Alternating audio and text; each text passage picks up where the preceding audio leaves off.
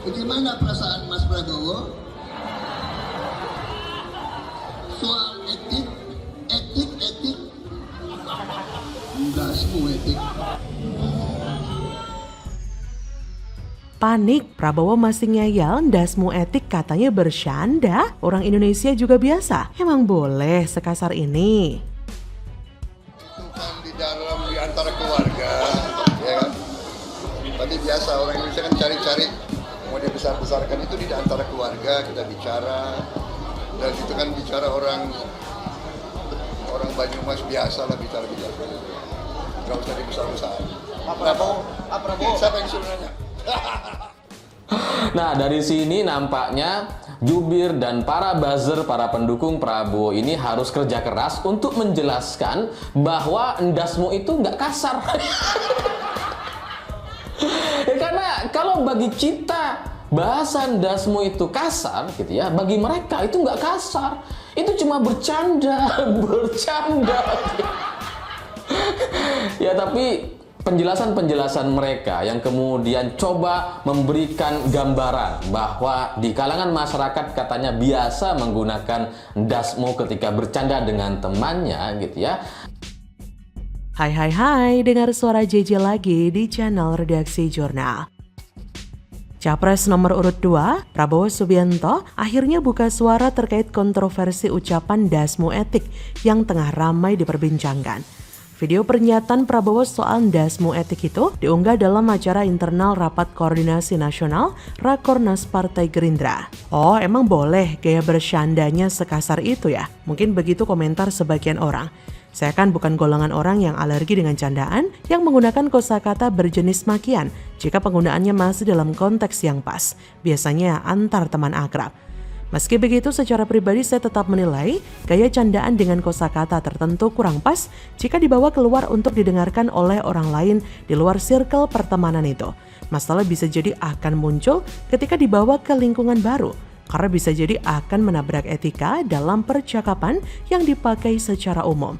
Kalau tidak percaya, coba saja pakai beberapa kosakata ini dalam obrolan sehari-hari. Misalnya, cuk, su, kampret, nyet, atau kosakata lain sejenis 4 kata di atas.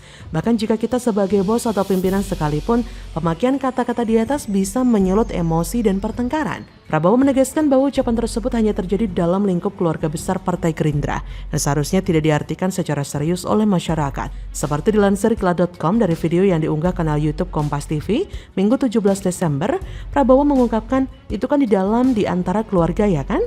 Ia menjelaskan bahwa istilah ndasmu etik merupakan bagian dari candaan internal keluarga politiknya. Sebagai putra keturunan Banyumas, Jawa Tengah, Prabowo menyatakan bahwa ucapan semacam itu adalah bagian dari budaya bicara orang Banyumasan dan seharusnya tidak dijadikan polemik. Prabowo berkata, biasa orang Indonesia mencari-cari, mau dibesar-besarkan. Itu di antara keluarga aja kita bicara. Dan itu bicaranya orang Banyumas biasalah bicara-bicara seperti itu, kata Prabowo. Sang Menhan ini menyatakan bahwa ucapan tersebut kemudian diambil oleh sejumlah pihak untuk mencari kesalahan dirinya. Jadi ketika ada seorang capres menggunakan kata-kata ndasmu yang sangat kasar dalam pertemuan formal, apakah itu bisa dengan santainya hanya dianggap sebagai candaan? Atau jangan-jangan memang itulah sifat asli Prabowo yang kerap menggunakan kata-kata kasar kalau hatinya sedang tidak enak? Prabowo menegaskan bahwa hal ini merupakan pembesaran isu semata. Ia berkata, biasalah orang-orang Indonesia itu mencari-cari mau dibesar-besarkan. Itu kan di antara keluarga kita bicara, dan itu bicara orang Banyumasan. Gak usahlah dibesar-besarkan. Kenapa? Siapa yang suruh tanya? Hahaha, kata Prabowo. Setelah klarifikasi ini, netizen memberikan beragam tanggapan. Sebagian dari mereka tetap menyayangkan dengan pernyataan Prabowo tersebut dan menganggap bahwa seharusnya Prabowo tidak mudah terpancing emosi. Sebenarnya akan seru juga kalau misalnya kata-kata ndasmu etik itu dibilang langsung di depan Anies yang langsung menskakmat Prabowo di hadapan puluhan juta pemirsa dan pendengar siaran langsung debat capres. Kalau perlu malah mengajak berkelahi biar sekalian seru bercandanya karena dilakukan saat siaran langsung debat capres. Akhirnya silakan saja tim ses atau elit politik kubu paslon 2 berkelit dan mencoba membela Prabowo. Tapi kita tidak mungkin mendiamkan saja temuan menarik soal umpatan Prabowo itu hanya karena Prabowo tidak ingin agar hal yang dianggapnya remeh itu malah dibesar-besarkan. Rakyat Indonesia kudu dibuat melek soal watak asli Prabowo yang cenderung arogan dan pemarah dengan beragam ekspresi yang bisa muncul kapan saja, tak hanya berupa gebrak podium atau melempar handphone.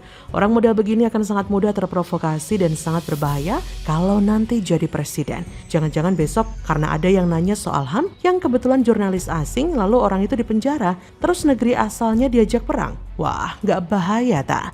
Bagaimana menurut Anda? Program makan gratis yang nanti akan mereka jadikan program utama kalau Prabowo jadi presiden itu. Biayanya itu sekitar 1 triliun rupiah per hari. Ini kan gila. 1 triliun rupiah dibagikan dalam bentuk makanan saja. Jadi kalau sebulan berarti dana untuk makan gratis itu sampai 30 triliun rupiah per bulan. Atau 365 triliun rupiah per tahun. Kalau Prabowo jadi presiden, maka program makan gratis itu akan menggunakan dana negara 365 triliun rupiah per tahun dikalikan 5 tahun. Atau hampir 2000 triliun rupiah dana dibuang hanya untuk makan gratis saja. Gila. Program makan gratis Prabowo Gibran memang gila. Sehari ngabisin 1 triliun, dikali 5 tahun berapa duit tuh? Duit negara bisa terkuras. Makan gratisnya nggak masuk akal, anggaran 400 triliunnya juga nggak masuk akal gitu, karena APBN kita saat ini tahun 2023 itu kan sekitar 3.000 triliun gitu. Ini kalau program ini direalisasikan itu artinya butuh tambahan 400 triliun. Kebayang nggak? Anggaran total kita 3.000 gitu ya, yang mau dialokasikan untuk makan 400 triliun. Itu kan gede banget gitu. Halo, dengar suara JJ di channel Redaksi Jurnal. Tim kampanye nasional TKN Prabowo Gibran memaparkan perincian terkait data penerima manfaat makan siang dan susu gratis apabila pasangan Capres-Cawapres nomor urut 2, Prabowo Subianto Gibran Rakabuming Raka terpilih pada pemilu 2024. Hal itu disampaikan Ketua Dewan Pakar TKN Prabowo Gibran, Burhanuddin Abdullah, dalam acara peluncuran dan pemaparan rekomendasi kebijakan umum Prabowo dan Gibran bertemakan cita-cita penerus negeri di Kemang Jaksel, Rabu 13 Desember. Burhanuddin memerinci ada 82,9 juta warga yang akan menerima manfaat makan siang dan susu gratis. Rinciannya 44 juta untuk anak-anak SD, SMP, SMA, 30 juta untuk anak balita, pesantren 5 juta ditambah ibu hamil 3 juta menjadi total 82,9 juta. Burhanuddin memprediksi dengan jumlah tersebut biaya yang dibutuhkan adalah senilai 1 triliun per harinya. Jadi kalau setahun kira-kira 300 triliun lebih. Gila. Dari program tersebut, kata Burhanuddin, dibutuhkan 45.000 dapur yang harus dibangun. Besarnya dana yang harus keluar. Hal ini membuat pegiat media sosial Denny Siregar bereaksi. Denny tidak bisa membayangkan bocornya anggaran negara ini nantinya. Apa artinya? Melalui program Prabowo dan partainya akan menjalankan praktik oligopoli yang bertujuan menguras anggaran pendapatan dan belanja negara demi meraup keuntungan untuk diri dan kroninya. Masih nggak percaya?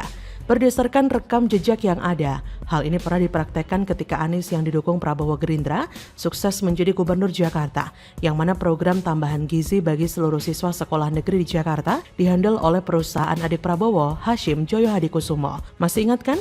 Awal-awal ketika Prabowo menjadi Menhan, di mana Prabowo menerbitkan surat keputusan, tertanggal 16 November, Prabowo meresmikan PT Teknologi Militer Indonesia, TMI, yang diproyeksikan sebagai perusahaan yang akan mengelola budget sebesar 1.760 triliun rupiah untuk menangani pengadaan dan modernisasi sistem pertahanan yang kesemuanya diisi kroninya Prabowo. Dan parahnya belakangan PT TMI yang keberadaannya sudah tersebar luas itu tiba-tiba saja menghilang dari peredaran. Gila. Juga yang terjadi pada kasus gagal totalnya program proyek food estate yang ternyata dikelola oleh kroninya Prabowo yang disinyalir mereka telah memanen keuntungan dari proyek tersebut dan sedang berupaya menggait investasi sekitar 33 triliun. Ironisnya, Justru saat ini Prabowo sedang menebarkan angin surga dengan mengkampanyekan program makan dan susu gratis jika dirinya terpilih menjadi kepala pemerintahan mendatang. Mereka berusaha meyakinkan bahwa apa yang direncanakan itu berdasarkan kalkulasi yang sudah dilakukan tim Prabowo, yang mana program makan gratis yang diwacanakan akan menelan anggaran sebesar 300 triliun lebih per tahunnya.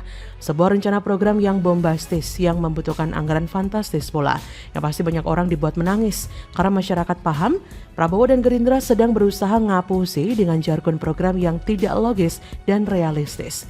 Perlu untuk kita sadari, Indonesia tidak akan pernah menjadi negara maju dengan memanjakan warganya melalui subsidi atau insentif. Karena program pemerintah yang bertujuan memenuhi kebutuhan rakyatnya melalui subsidi justru dikhawatirkan akan mengakibatkan menurunkan kualitas sumber daya manusia sebuah negara. Jika memang pemerintah yang akan datang bermaksud meningkatkan taraf hidup masyarakatnya, mulailah dengan reformasi sistem birokrasi. Misalnya memperbaiki fasilitas pelayanan yang mudah, menyediakan lapangan kerja yang luas, reformasi sistem pendidikan yang dapat mendongkrak kualitas sumber daya manusia, dan masih banyak lagi persoalan yang sampai saat ini masih jadi PR untuk diselesaikan. Sudah bukan zamannya lagi menggunakan kampanye dengan cara mengumbar janji. Terlebih di era perkembangan informasi yang begitu masif seperti sekarang, di mana seiring dengan itu sulit meyakinkan masyarakat dengan paradigma yang sudah progresif. Dan yang lebih penting daripada itu semua adalah apakah mereka sudah lakukan pembuktian bahwa apa yang sudah mereka lakukan bukan sebatas impian. Menjadi konyol jika apa yang mereka katakan berbanding terbalik dengan apa yang bisa mereka lakukan. Jika ketika menjabat sebagai menteri saja mereka sudah tidak bisa menjalankan amanat sesuai dengan apa yang sudah digariskan, bahkan salah satu dari kontestan adalah menteri pecatan. Bayangkan, 1 triliun per hari. Dan ketika menjabat selama 5 tahun, habis berapa triliun coba? Bagaimana menurut Anda?